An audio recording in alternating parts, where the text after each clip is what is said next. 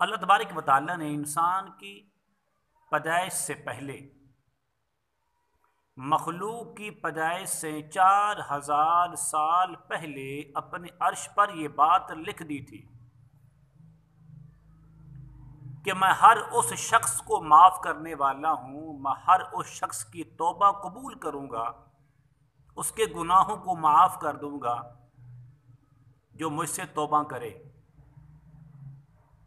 اللہ کی ذات پر ایمان لائے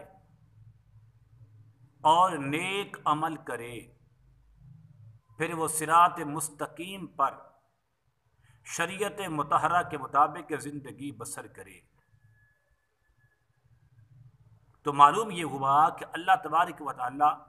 خود ارشاد فرماتے ہیں وَإِنِّي لَغَفَّارٌ لِمَن تَابَ وَآمَنَ وَعَمِلَ صَالِحًا ثُمَّ اهْتَدَىٰ، بے شک میں ایسے لوگوں کو معاف کرنے والا ہوں،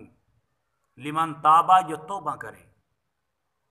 اپنے گناہوں سے معافی مانگے، اپنی غلطیوں سے کی تلافی چاہیں، میں ان کو معاف کرنے والا ہوں، وَآمَنَ اور ایمان لائیں، وَعَمِلَ صَالِحًا اور نیک عمل کریں، ثُمَّ اهْتَدَىٰ پھر وہ ہدایت کے راستے پر چلیں، پھر وہ صراط مستقیم پر چلیں، پھر وہ شریعت مطہرہ کے مطابق زندگی بسر کریں، پھر میرے پیارے آقا کی مقدس سنتوں کے مطابق زندگی بسر کریں۔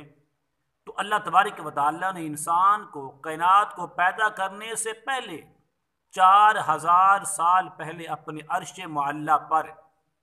اپنے عرش پر یہ بات لکھ دی تھی کہ میں اسے معاف کروں گا، میں اس کے گناہوں کی بخشش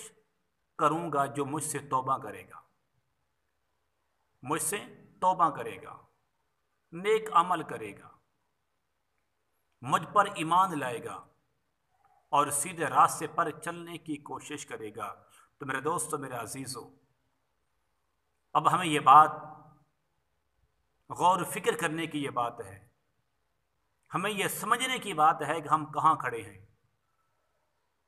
اور جس آدمی کے اندر یہ 4 چیزیں ہیں، توبہ کرے، نیک عمل کرے، اللہ اس کے رسول پر ایمان لائے اور سیدھے راستے پر چلنے کی کوشش کرے، اسی کے لیے بخشش ہے،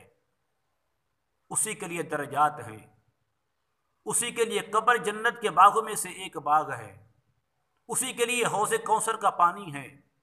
اسی خوش نصیب بندے کے لیے اللہ تبارک و تعالیٰ کی طرف سے دائمی اور ہمیشہ کی جنت کی نعمتیں ہیں۔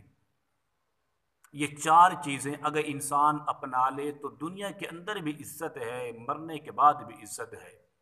اللہ تبارک و تعالیٰ مجھے، آپ کو، ہم سب کو عمل کرنے کی توفیق عطا فرمائے۔